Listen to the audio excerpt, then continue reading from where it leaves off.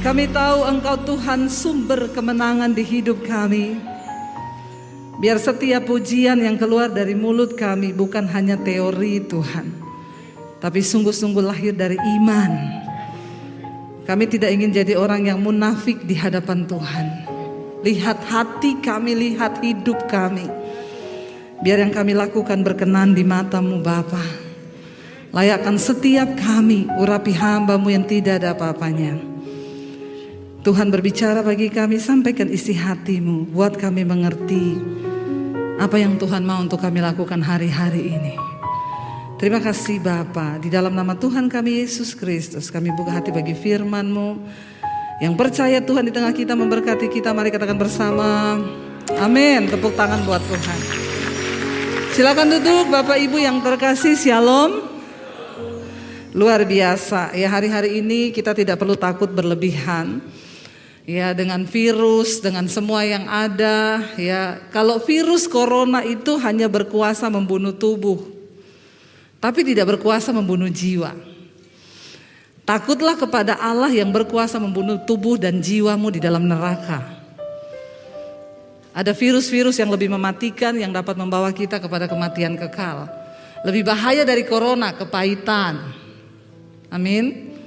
Amarah, kebencian. Ya, yang masih hidup di dalam kepahitan, amarah, suami istri tidak omongan, yang berantem. Tapi saya yakin di sini sudah tidak ada. Amin. Ya, berantem 5 menit cukup. Habis itu sudah berbaikan. Nggak usah lama-lama. Ya, yang namanya kematian itu kalau datang nggak usah ditakuti, saudara. Saudara mau sembunyi sampai kapan juga ya, kalau sudah waktunya mati, gak usah tunggu kena corona, kepleset di kamar mandi juga bisa. Gak usah tunggu kena corona ya. Tapi kalau belum waktunya mati, biar kena corona berkali-kali tidak.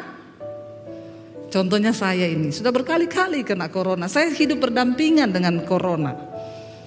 Tetapi belum waktunya Tuhan. Tapi kita jangan mencobai, tetapi jangan takut berlebihan.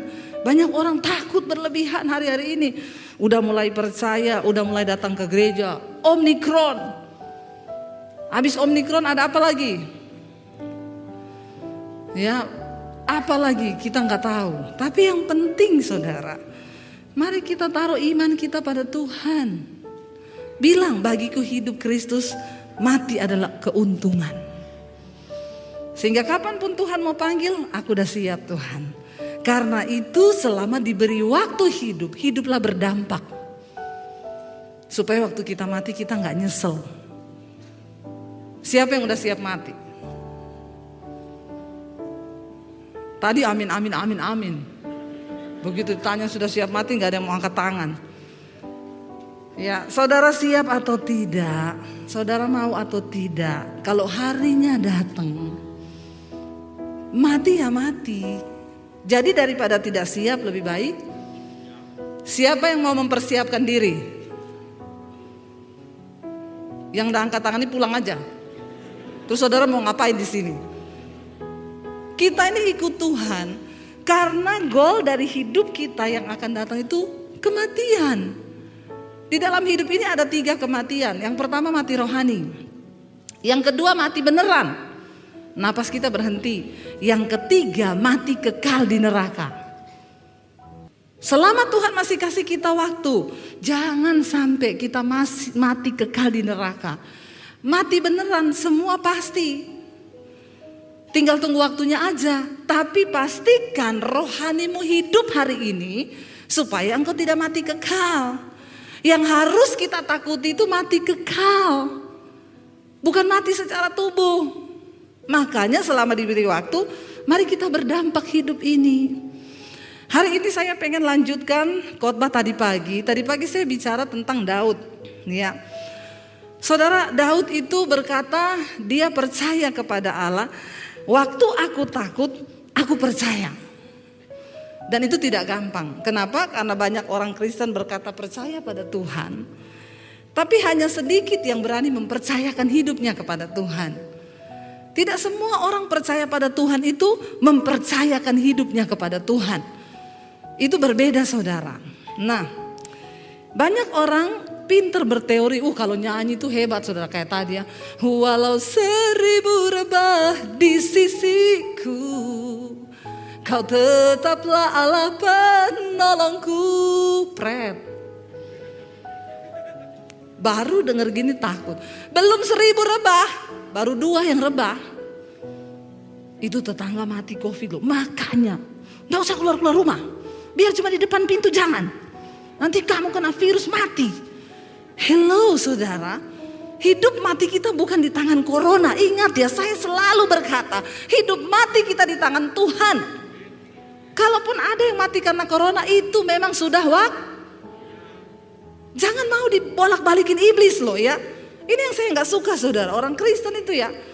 Baru kalau nyanyi di gereja, walau 10.000, lebih alay lagi kan. Rebah di kananku takkan ku goyah, sebab Yesus sertaku. Malaikat lihat saudara dari surga ini, pret banget lu. Nyanyi aja pinter saudara. Nyanyi tapi begitu datang udah ketakutan. Apa-apa takut. Kalau udah takut nyanyi, kiri kananku ada Tuhan, sekelilingku ada Tuhan. Kalau orang takut nyanyinya, kiri kananku ada virus, sekelilingku ada Omikron. Jangan saudara. Mari kita kembali kepada iman yang murni. Tadi pagi saya berbicara tentang Daud. Daud menuliskan banyak mazmur, termasuk yang saudara nyanyikan tadi. Yesus memegangku dengan tangan kananmu, Yesus memberiku kemenangan. Kenapa lagu itu hidup? Kenapa mazmur itu hidup waktu kita nyanyikan? Iman itu bangkit. Karena itu keluar dari perkataan orang yang mengalami kesusahan. Kalau saudara mau hidupmu berdampak, makanya saudara harus susah. Nggak ada yang amin. Ya, makanya saudara harus mengalami. Tadi pagi saya menjabarkan bagaimana Daud mau dibunuh sama Saul cuma gara-gara iri hati. Saul itu iri lihat Daud dipuji-puji ketika dia membunuh Goliat. Dia merasa Daud pahlawan, diangkat sama Saul menjadi prajurit, menjadi panglima perang. Daud memenangkan banyak pertempuran. Lalu Alkitab berkata Daud dieluk-elukan, termasuk para gadis-gadis cantik mengeluk-elukan Daud. Saul iri. Dalam hidup ini banyak orang akan iri dengan kita. Ya, inilah hidup, engkau susah diomongin, engkau senang juga. Makanya tidak usah dengar omongan orang. Amin. Ya, kita susah diomongin, senang diomongin juga. Lalu saudara, Daud mau dibunuh sama Saul. Orang yang pertama didatangi Daud ketika dia tahu Saul mau bunuh dia adalah siapa? Jonatan, anaknya Saul. Daud berpikir hanya anaknya yang bisa tolong saya. Waktu orang ada dalam tekanan, dalam kesusahan, reaksi pertama kita mencari pertolongan. Itu manusiawi. Tapi jangan lari ke tempat yang salah. Daud bilang sama Jonatan, bapakmu mau bunuh aku. Jonatan bilang gak mungkin. Kalaupun dia mau bunuh nanti akulah yang berhadapan. Benar, akhirnya Daud bersembunyi. Waktu duduk di meja makan, hari pertama Daud gak datang. Saul gak tanya, hari kedua Daud gak datang lagi. Terus Saul tanya sama anaknya, mana anak Isai itu? Dia udah gak sebut Daud.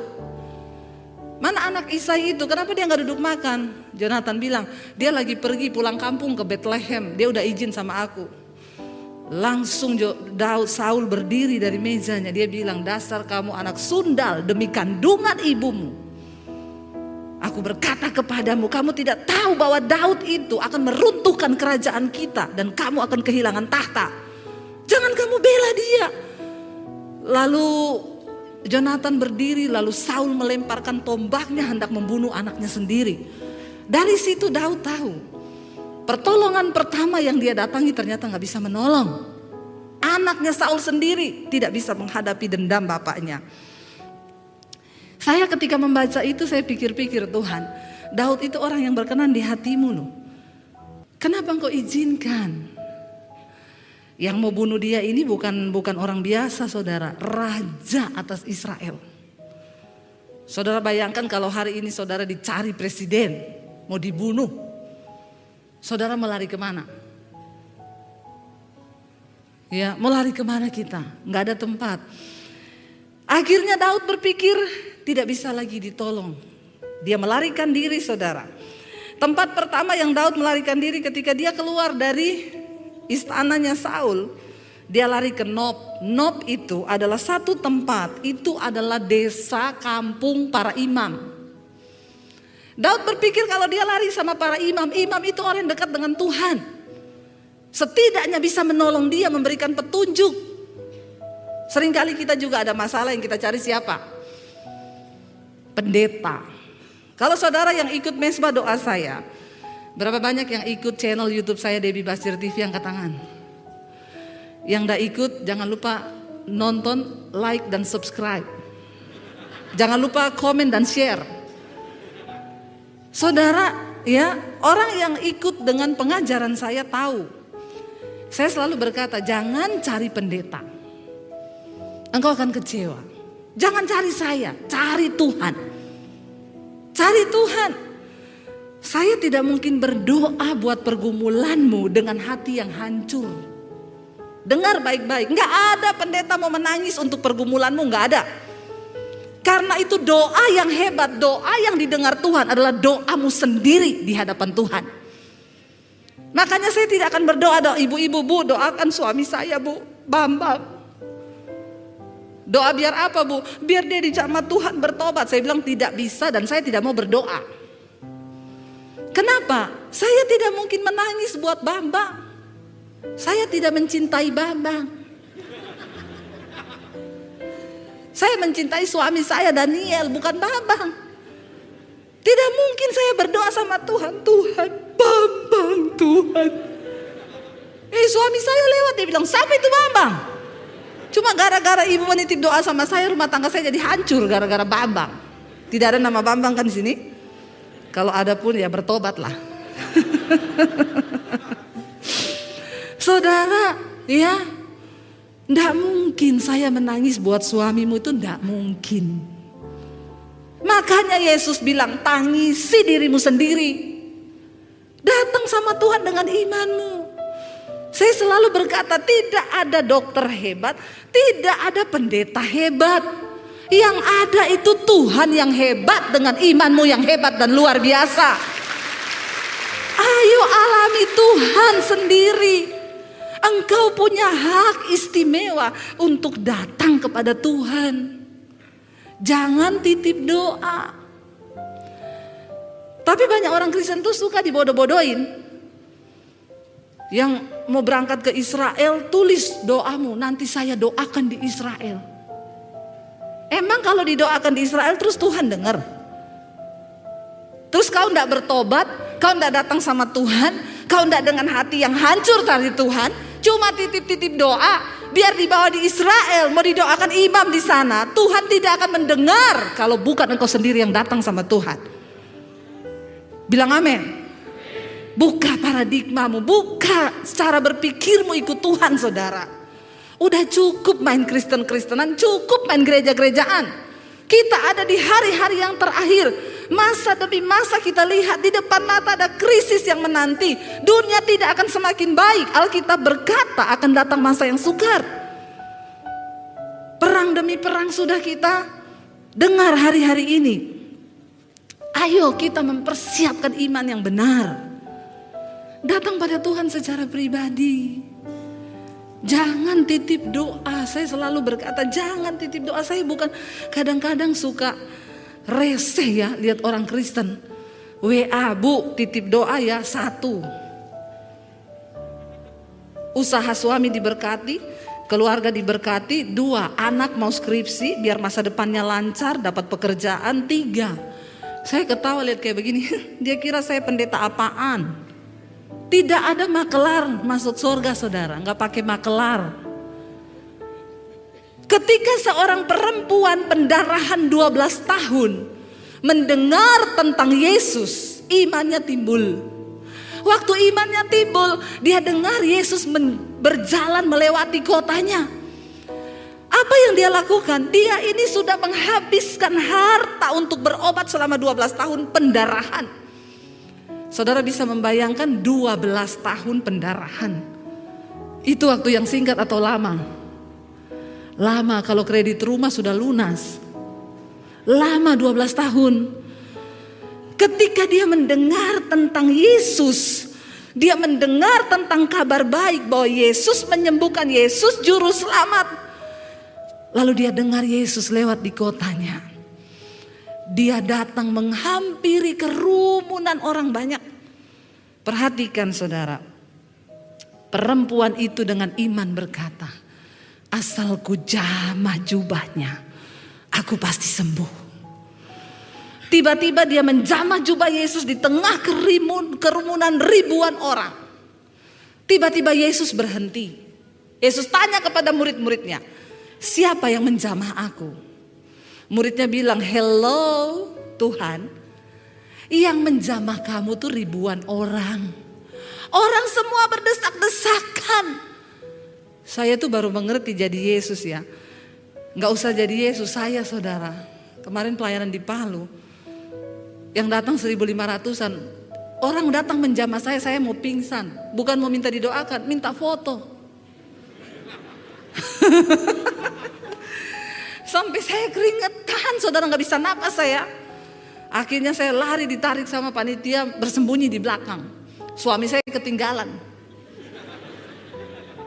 Orang Palu ini, dia bilang begini, istrinya ndak ada, suaminya saja. Jadilah mereka berfoto dengan suami saya. Saya lihat di Facebook pada di-upload, ada yang sandar di dadanya. Wah, ini layangan putus ini. Bahaya ini. Di sini tidak ya. Jangan ada yang foto dengan suami saya berdua. Tapi saya yakin orang Surabaya itu lebih kalem. Insya Allah. Saudara, akhirnya Yesus bilang, siapa yang jamah saya? Muridnya bilang, hello Tuhan, yang jamah kamu tuh ribuan orang. Semua orang berdesak-desakan ikut kamu. Dan engkau bertanya siapa yang jamah engkau. Yesus bilang begini, yang ini dia menjamahnya beda. Karena ada kuasa yang keluar dari diriku. Wow, saudara lihat imannya. Yesus bahkan tidak mendoakan dia tumpang tangan. Dia nggak cerita, Yesus aku pendarahan 12 tahun, tolong doakan tumpang tangan aku. Enggak. Dia datang sendiri dengan iman yang hidup menghampiri Tuhan. Asalku jamah jubahnya, aku sembuh. Dengan iman yang hidup itu dia jamah jubah Yesus. Alkitab berkata, ada kuasa yang keluar dari diri Yesus. Yesus bilang sama muridnya, semua orang menjamah aku, tapi cuma satu yang membuat kuasa keluar dari diriku. Perempuan yang merasa dia sudah sembuh saat itu dan dia menjadi takut mendengar Yesus ngomong gitu. Dia angkat tangan, aku Tuhan, aku pendarahan 12 tahun. Dan aku menjamah cuma dengan berkata, asalku jamah jubahmu, aku pasti sembuh. Saudara, ini gambaran orang Kristen hari-hari ini. Yang ngaku ikut Yesus, percaya Yesus banyak, ribuan orang. Semua datang ke gereja hari Minggu. Tapi yang mengalami kuasa Tuhan cuma sedikit. Hanya mereka yang mau sungguh-sungguh datang dengan iman yang hidup. Dan percaya bahwa kalau aku ketemu Tuhan, aku akan mengalami kuasa Tuhan. Ayo hidupkan imanmu. Terlalu rugi. Kita punya waktu hidup di dunia tidak banyak. Sayang, di waktu yang singkat kita habiskan hidup dengan menghabiskan kekuatan, stres, depresi, tertekan. Dan imanmu mati. Saya sudah mendengar banyak kesaksian. Orang-orang yang tadinya hampir bunuh diri. Dia bilang, lalu saya dengar khotbah ibu. Saya mulai mendengar firman. Saya mulai tangkap firman itu. Saya hidupi dan saya imani. Enggak jadi bunuh diri, Bu. Bahkan hutang, ekonomi, keluarga, Tuhan pulihkan semuanya. Dan dia mau melakukan hari-hari ini buat saudara. Saya bukan cuma berteori. Saya mengalami Tuhan. awal pandemi kita sudah mau jual rumah Jakarta pulang ke Solo. Saya bilang sama suami saya, kita nggak tahu keadaan ke depan. Yang terburuk kita jual rumah Jakarta, kita pulang ke Solo. Bersyukur masih ada yang bisa dijual. Dulu nggak ada yang bisa dijual. Saya tidak punya simpenan, ya, nggak punya emas batangan. Saya punya emas satu tok, Mas Daniel, 70 kilo. Sekarang berapa saya? 80 ya, naik 10 kilo.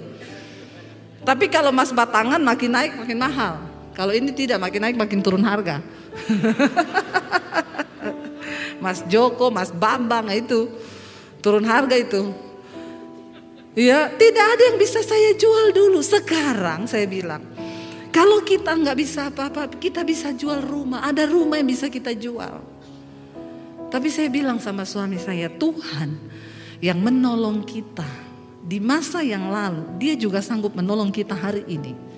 Kenapa? Karena keadaan bisa berubah, tapi Tuhan tidak pernah berubah. Kuasanya tidak pernah berubah, mujizatnya tidak pernah berubah. Dari ribuan tahun yang lalu sampai hari ini Dia masih bisa melakukan itu. Saya cuma taruh iman, dan saya mau bersaksi sama saudara, benar, kita nggak jadi jual rumah, malah beli rumah, bangun studio. Maret ini saya peresmian studio. Apa yang Tuhan buat itu luar biasa. Bukan cuma Atta Halilintar bangun studio, Debbie Basir TV juga bangun studio. Tuhan ajaib, Dia sanggup membalikan keadaan. Bahkan di tengah masa pandemi kita bisa bantu 15 gereja di pedesaan untuk membangun. Beberapa sudah selesai, yang lain sedang dalam pembangunan. Wow, apa yang Tuhan buat itu gak pernah kita bisa pikir. Jangan batasi Tuhan dengan cara berpikirmu. Ketika Daud datang di Nob, itu kampung para imam. Dia berharap akan mencari pertolongan kepada hamba Tuhan. Waktu dia ketemu dengan imam itu di 1 Samuel 21 ayat yang pertama.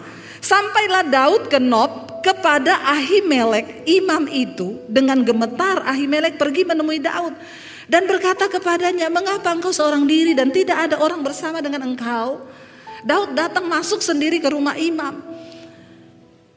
Lalu saya nggak tahu kenapa Daud berubah pikiran. Mungkin tadinya dia mau minta didoakan, atau dia mau minta petunjuk dari imam ini. Ketika imam tanya kepada dia, ayat 2, Daud berbohong kepada imam. Dia bilang gini, jawab Daud kepada imam Ahimelek, raja menugaskan sesuatu kepadaku. Katanya kepadaku, kata raja, siapapun juga tidak boleh mengetahui sesuatu hal dari yang kau suruh kepadamu dan yang kutugaskan kepadamu. Sebab itu Daud bilang, orang-orangku saya suruh tunggu di satu tempat. Padahal kan itu bohong. Lalu Ahimelek bilang, oh ya, jadi apa yang bisa aku lakukan bagimu? Mungkin tadinya Daud mau minta didoakan atau dia mau cerita, tapi pada akhirnya dia juga gak bisa percaya kepada imam. Siapa tahu imam bocorkan. Kalau ketahuan Saul dia ada di situ, maka Saul akan mencari dia dan membunuh dia. Di tengah keadaan yang menakutkan, orang bisa berubah pikiran. Daud udah buta matanya, dia bilang, iya saya ini lagi ditugaskan raja, jadi gak boleh ada yang tahu keberadaan saya. Gini aja imam, saya minta roti deh. Yang tadinya dia mungkin meminta didoakan, akhirnya jadi minta roti. Imamnya bilang, saya tidak punya roti biasa, yang ada roti kudus yang harus dipersembahkan untuk Tuhan. Tapi ini rotinya ini kemarin sudah dipersembahkan, nah mau diganti, mau diturunkan, diganti yang baru. Nah yang diturunkan ini kamu minta berapa? Daud bilang beri saja 5 potong. Lalu imamnya kasih. Udah mau pulang Daud tanya, ada senjata apa di rumahmu? Daud ini udah agak begini kali, masa dia datang ke rumah imam cari senjata? Harusnya dia ke pangkalan militer minta senjata, tapi dia datang ke rumah imam. Dia tahu di situ tidak ada senjata. Dia berkata, saudara, kalau saudara lihat di ayat yang berkatalah Daud kepada Ahimelek, ya, ayat 8, 1 Samuel 21. Tidak adakah padamu di sini tombak atau pedang? Sebab baik pedangku maupun senjataku tidak dapat kubawa, karena perintah raja ini mendesak. Dia nggak sempat bawa pedang, nggak bawa apa-apa. Kemudian berkatalah imam itu, ada pedang Goliat yang pernah kau kalahkan dulu, ditaruh di sini, terbungkus dengan kain. Karena itu pedang bukan pedang sembarangan, makanya disimpan di rumahnya imam itu, di kampung imam. Tapi Daud bilang, ya udah, kalau cuma itu yang ada, mana Bapak kasih saya. Saudara, ketika Daud lari, ternyata di situ ada pelayannya Saul. Ya, kalau kita lihat di ayat yang ke-7, maka pada hari itu juga ada di sana seorang pegawai Saul yang dikhususkan melayani Tuhan, namanya Doeg, seorang Edom. Dia pengawas atas gembala-gembala Saul. Saul lihat, ada Doeg, sebentar lagi dia bakal lapor sama Saul. Saya harus cepat-cepat meninggalkan kampung ini. Karena nggak tahu mau lari kemana, Daud memilih lari ke Gad. Padahal Gad itu adalah wilayah Filistin. Itu tempat musuhnya, di mana dulu dia pernah bunuh Goliat. Goliat itu orang Filistin. Nalarnya sudah buntu. Kenapa saudara? Daud berpikir, Gad tempat yang aman, karena itu musuhnya Saul. Saul tidak mungkin datang ke negeri musuhnya. Ketika kita ada dalam kesusahan dan tekanan, seringkali kita ini main tabrak kanan kiri. Kita pikir nih jalan yang dapat menolong kita, ini yang baik, itu yang baik. Pada akhirnya buntu semuanya saudara. Daud lari ke Gad, sampai di Gad ada orang yang kenal dia. Orang itu bilang gini, dia ini dulu yang bunuh Goliat loh. Dia ini pemimpin pasukan Raja Saul. Dieluk-elukan, dia membunuh berlaksa-laksa, sementara Saul cuma membunuh beribu-ribu. Ditangkaplah dia, dibawa ke depan Raja Gad. Dikatakan di sana, kemudian bersiaplah Daud dan larilah dia. Saat itu dari Saul sampailah ia ke Akis, raja di kota Gad. Dia dibawa ke rumahnya Raja Akis. Raja, ini dia panglima perangnya Saul. Ketika di dalam tekanan itu Daud melihat dia sudah terjepit, Alkitab berkata, Daud pura-pura jadi orang gila. Dia meludah-ludah, ludahnya dibiarkan di janggutnya. Lalu dia mulai ngomong sembarangan, dia ngomong sama tembok, dia ngomong di pintu. Lalu Raja Akis marah, kenapa kamu bawa orang gila kemari? Bawa dia keluar dari rumah saya, jangan bawa orang gila ke sini. Akhirnya Daud pergi. Saudara tahu, waktu Daud pergi ke kota Gad, sampailah Raja Saul di kota Nob tadi. Saudara tahu, ketika Saul sampai di Nob, dia ketemu dengan Imam Ahimelek yang ngasih tahu siapa? Doeg tadi pegawainya. Lalu Raja Saul bilang, kamu kebangetan ya, kamu mengkhianati saya dengan menyembunyikan Daud. Lalu imamnya bilang, saya tidak tahu apa-apa. Daud juga gak cerita apa-apa, karena dia bilang dia sedang di dalam tugas yang kamu berikan. Saul bilang, bohong. Dia menyuruh semua tentaranya membunuh semua imam yang ada di Nob. Tetapi tentaranya gak mau. Kami tidak mau mengotori tangan kami, berdosa membunuh para imam. Lalu Saul menyuruh Doeg tadi anak buahnya, habisi. Dia membunuh pada hari itu juga 85 orang imam di kota Nob. Gara-gara Daud. Ini serius saudara. Makanya Daud ketakutan. Ketika Daud mendengar semua imam itu dibunuh satu kota. Daud tahu ini tidak main-main, Saul mencari dia. Di dalam pelariannya dia mencoba ke sini ketahuan, ke sana ketahuan. Yang terakhir dia lari ke Gua Adulam. Coba kita lihat saudara di sini. Ya, saya waktu membaca ini, wah luar biasa, nggak apa-apa ya. Kita belajar kisah di Alkitab. Jadi saudara bukan cuma hanya dengar, tetapi saudara tahu ceritanya. Di dalam 1 Samuel 22 ayat yang pertama, judul perikopnya akhirnya ketika Daud lari ke Nob, semua imam dibunuh, dia lari ke Filistin di Gad, akhirnya dia sampai lari di Gua Adulam. Di dalam tekanan, di dalam penderitaan, ketakutan, ada ayatnya dikatakan maka Daud takut sekali ketika dia mendengar Saul dengan dendamnya saudara mencari dia. Kita baca ayat yang pertama, 1 Samuel 22 ayat yang pertama. Lalu Daud pergi dari sana dan melarikan diri ke Gua Adulam. Ketika saudara-saudaranya dan seluruh keluarganya mendengar hal itu, pergilah mereka ke sana mendapatkan dia. Ayat yang kedua, berhimpunlah juga kepadanya apa?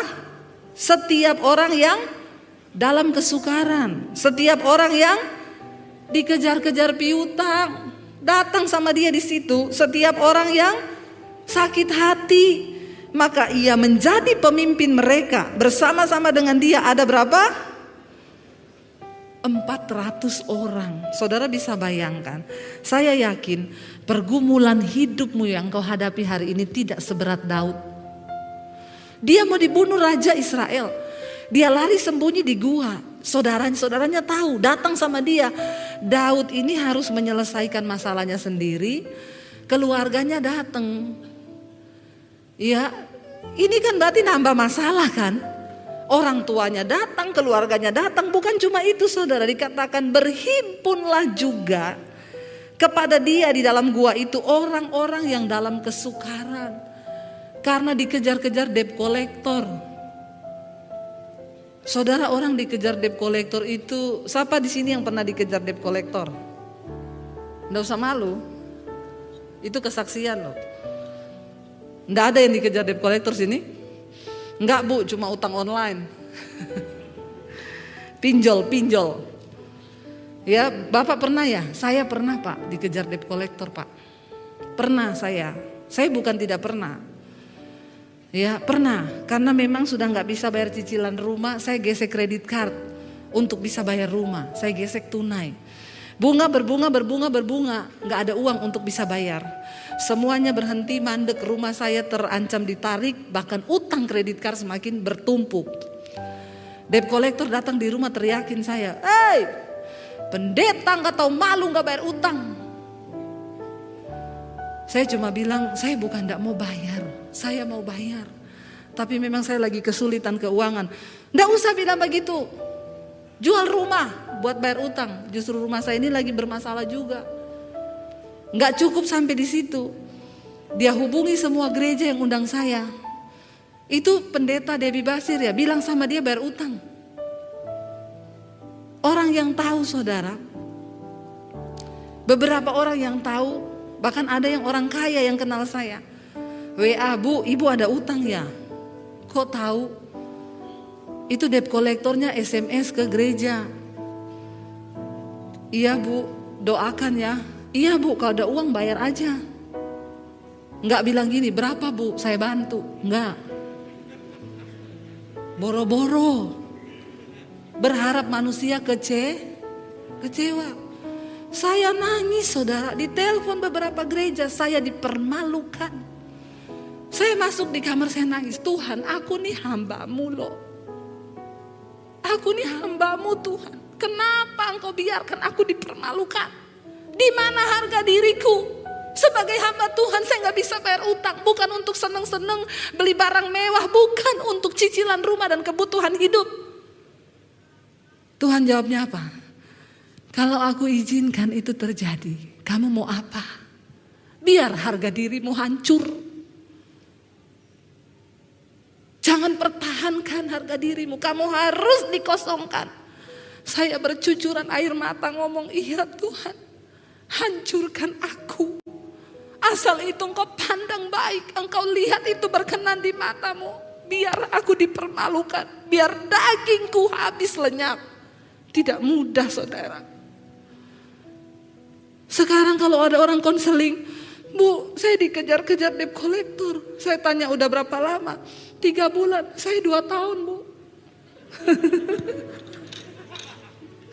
Ketawa. Saya nangis loh ini. Masa saudara ketawa? Fitnahan di mana-mana. Tapi saya cuma berlutut di kaki Tuhan. Kalau Tuhan izinkan itu terjadi, toh saya juga gak bisa bikin apa-apa Tuhan. Tapi saya membangun iman saya kepada Tuhan. Saya bilang, "Tuhan, saya sudah merasa Engkau menyelamatkan saya. Dan itu cukup. Saya tidak akan menuntut apa-apa lagi dari Tuhan." Tapi saya mau bersaksi sama saudara, hari ini saya melihat bagaimana Tuhan membalikan semua keadaan. Waktu engkau sudah diproses, Waktu hidupmu sudah cukup di dalam perkenanan Tuhan, barulah saudara engkau akan melihat ada waktunya, ada masanya. Tetaplah setia, tetaplah percaya. Daud di dalam kesukaran saudara yang dikirim. Kan enak kalau tulisan ini berkata gini, lalu datanglah keluarganya bawa uang, berhimpunlah kepadanya para konglomerat, membawa harta mereka untuk menopang Daud dalam kesukaran. Di mana prajurit-prajurit yang ribuan di bawahnya Daud selama dia jadi panglima. Tuhan akan izinkan ketika engkau mengalami masa sulit, bahkan teman-temanmu, keluargamu akan meninggalkan engkau. Itu Tuhan izinkan, tidak usah kepahitan. Udah biasalah kita susah ditinggal sama orang, ditinggal sama sahabat, ditinggal sama teman, itu udah biasa. Nanti kalau udah terkenal, pada WA, Bu Debbie masih ingat saya? Lupain. Orang memang saya tidak ingat, banyak yang ngaku-ngaku kenal. Dulu semua pura-pura gak kenal, waktu dikejar-kejar utang. Tapi ketika Tuhan memulihkan keadaan Sion, keadaanmu seperti orang yang bermimpi. Saya hari-hari ini cuma melihat Tuhan cuma gini, wow, wow, wow, wow, wow. Gak pernah habis wow. Melihat apa yang dia buat, apa yang Tuhan kerjakan di tengah masa pandemi. Coba saudara, saya diundang ke Amerika pelayanan.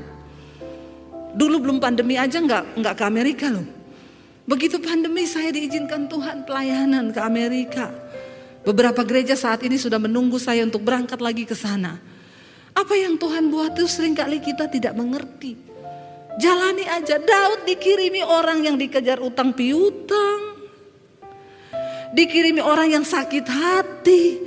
Aduh saudara, 400 orang di dalam satu gua. Dan itu semuanya orang yang bermasalah. Menurut saudara gimana?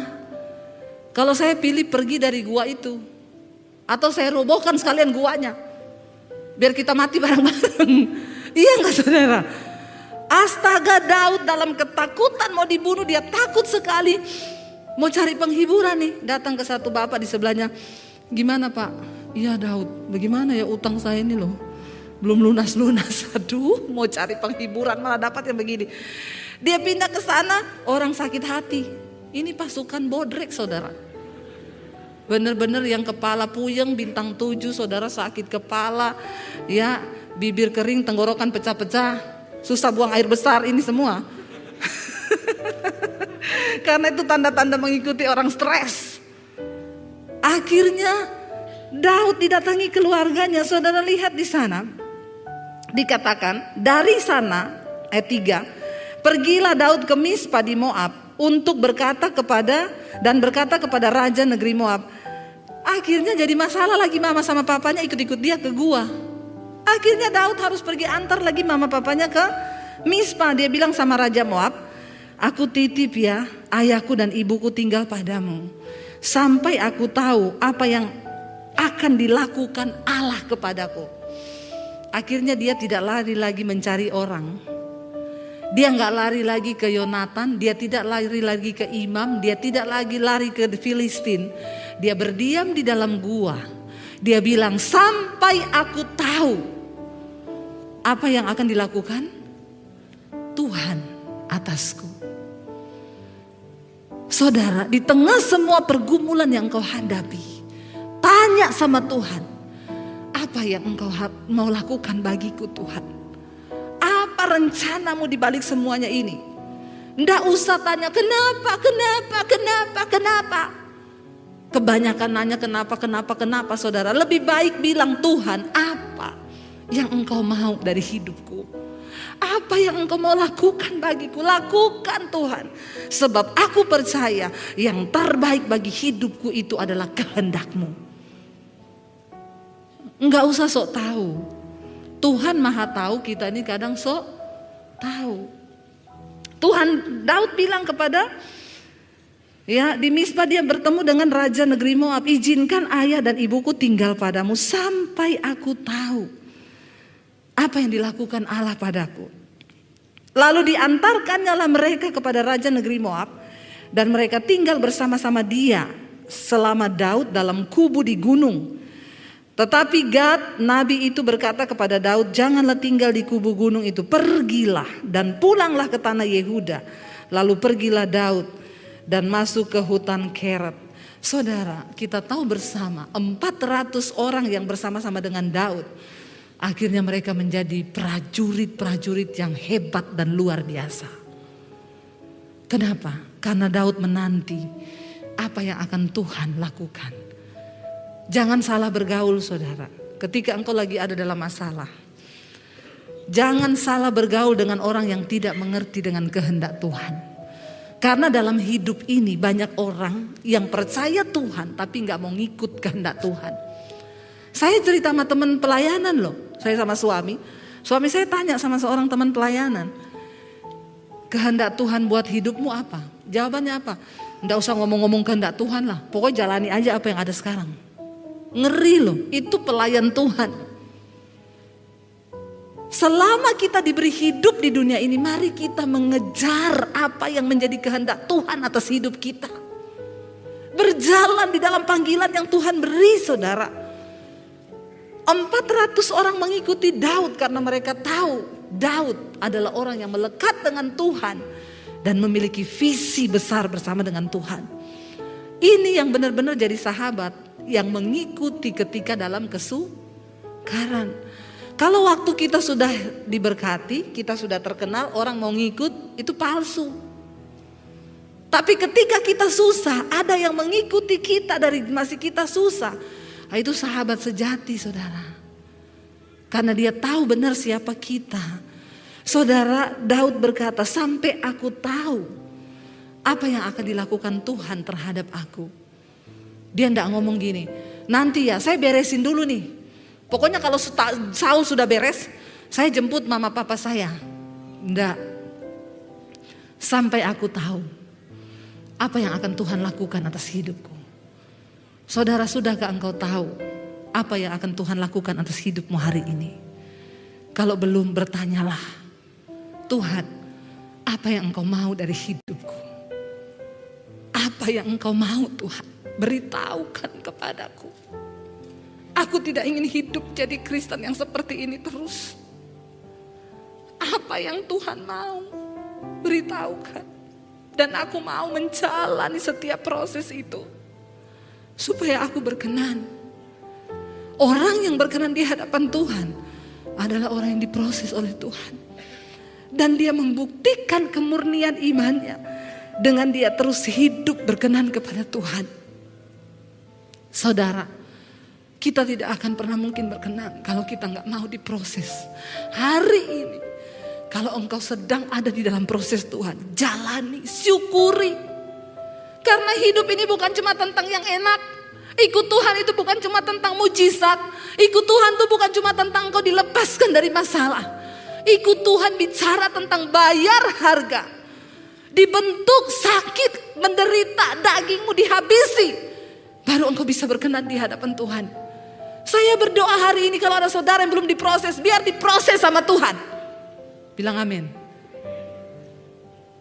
Bilang, proses aku Tuhan. Itu baik. Daud bilang, aku menderita, aku tertekan, itu baik bagiku. Supaya aku belajar ketetapan Tuhan. Makanya dia bilang begini, saudara, waktu aku takut, aku percaya. Coba kita buka tadi Mazmur 56. Ya, ini yang Daud katakan ketika dia berada di Gad lalu dia ditangkap, saudara, oleh tentara Filistin. Judul perikopnya di sana, kepercayaan kepada Allah dalam kesusahan. Dikatakan di sana ayat yang pertama, untuk pemimpin biduan menurut lagu merpati di pohon-pohon tarbantin yang jauh. Miktam dari siapa? Daud ketika orang Filistin menangkap dia di Gad. Daud menulis Mazmur ini saat dia ditangkap. Dia bilang apa? Kasihanilah aku ya Allah, sebab orang-orang menginjak-injak aku sepanjang hari. Orang-orang memerangi dan mengimpit aku. Seteru-seteruku menginjak-injak aku sepanjang hari. Bahkan banyak orang memerangi aku dengan sombong. Waktu aku takut, aku ini percaya kepadamu. Ayat 5, kepada Allah yang firman-Nya kupuji, kepada Allah aku percaya, aku tidak takut. Apakah yang dapat dilakukan manusia terhadap aku? Waktu dia ditangkap oleh tentara Gad, itu istilahnya nyawanya di ujung tanduk. Tapi dia memilih untuk meneguhkan hati dan berkata, waktu aku takut, aku percaya. Saya undang para imam musik, saudara. Hari ini, mari kita mau membangkitkan iman kita di hadapan Tuhan, saudara. Biar kita mau berkata, Tuhan, mungkin hari ini kami takut, tapi kami memilih untuk percaya. Mari kita mau berkata kepada Tuhan hari ini, Kaulah Tuhan yang berjanji. Dan ketika Engkau berjanji, tidak sedikit pun Engkau ingkari janji-Mu, Tuhan. Kami percaya itu, Bapa. Karena janji-Mu itu teruji, firman-Mu itu terbukti. Mari kita bangkit berdiri bersama, saudara. Kaulah Tuhan. Katakan pujian ini dengan iman. Yang berjanji, amin, Tuhan. Tak sekali pun Kau tak sekali pun Engkau ingkari. Kesetiaan-Mu sungguh terbukti Di sepanjang hidup kami. di sepanjang hidupku. Selamanya ku tak setia melayani, mengasihi-Mu. Tiada Tuhan seperti-Mu, Yesus. Kau Allahku yang Lebih lagi angkat tangan, katakan, Kaulah Tuhan yang berjanji, tak sekali pun Kau ingkari. Kesetiaan-Mu sungguh terbukti di sepanjang hidupku. Selamanya ku kan setia melayani, mengasihi-Mu. Tiada Tuhan seperti-Mu, Yesus. Kau Allahku yang lebih lagi katakan sambil angkat tangan, yang berjanji, yes, amin. tak sekali Tak sekali pun Engkau ingkari janji. Amin, Yesus. kesetiaan-Mu sungguh terbukti Terbukti, Tuhan. di sepanjang hidupku. Selamanya ku kan setia melayani, mengasihi-Mu. Tiada Tuhan seperti-Mu, Yesus. Kau Allahku yang setia.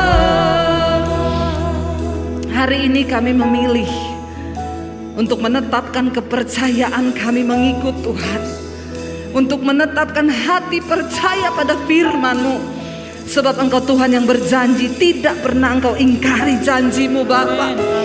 Ajar kami terus setia dalam segala keadaan. Tuhan, Engkau melihat anak-anak-Mu, mereka yang sedang ada dalam masalah keuangan, masalah kesehatan, masalah rumah tangga. Kami tahu tidak ada satupun yang luput dari pandangan Tuhan. Tapi biar hari ini kami berkata, beritahukan kepada kami apa yang harus kami lakukan, Tuhan. Apa yang Engkau mau dari hidup kami, supaya kami sungguh-sungguh mempersembahkan hidup yang berkenan di hadapan Tuhan. Berkati anak-anak-Mu, berkati gereja-Mu, Tuhan. Murnikan kami di hari-hari terakhir ini, agar kami punya iman yang benar di hadapan Tuhan. ketika Engkau datang kali yang kedua, Engkau dapati kami berkenan di mata-Mu Bapa. Terima kasih Tuhan, terima kasih Yesus. Segala pujian, hormat, kemuliaan hanya bagi Engkau. Dalam nama Yesus, mari katakan bersama,